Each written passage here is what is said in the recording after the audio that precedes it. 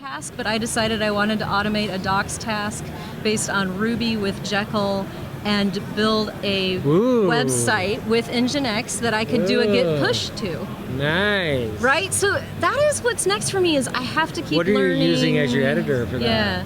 Oh, honestly, just like VI. Yeah. And I mean, I'm not VI Emacs. Yeah, nice. Because I also use Text Wrangler on my Mac. But yeah, and it's also right in my sort of core vision for documentation is that we should all be able to collaborate on it.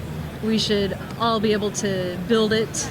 So is your the Jekyll instance connects then to a GitHub repo? Well, what's amazing is I'm actually deploying Ruby and Jekyll, the particular versions I need for a particular theme I want to use, to the cloud server.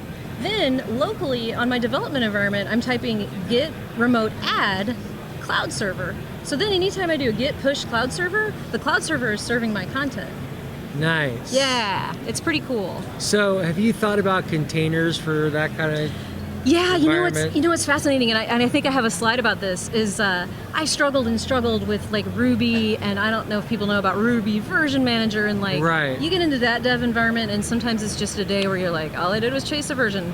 Then I found this post where I could literally just type Docker run and use an image that somebody else had built with all the versions. Right. And I'm like, oh man, I found the easy way. Yeah. Right? Yeah. So there's a lot of talk about containerizing platforms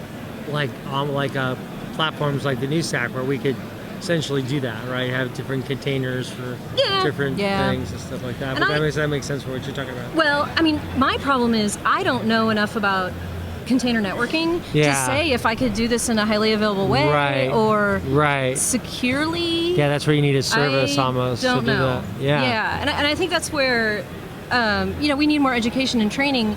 I saw a great animation describing Kubernetes container networking, and I was like, oh, that's why it's hard, because it took like 10 slides to describe where the pipes are going. So to me, that's what's still, containers are easy for dev environments. Containers are hard for production. They are very hard. Right. Well, listen, Ann, this has been a terrific conversation. Thanks so much for taking the time, and good luck in your developer advocacy efforts and everything else. I appreciate you having me on. Yeah, you bet. Thanks.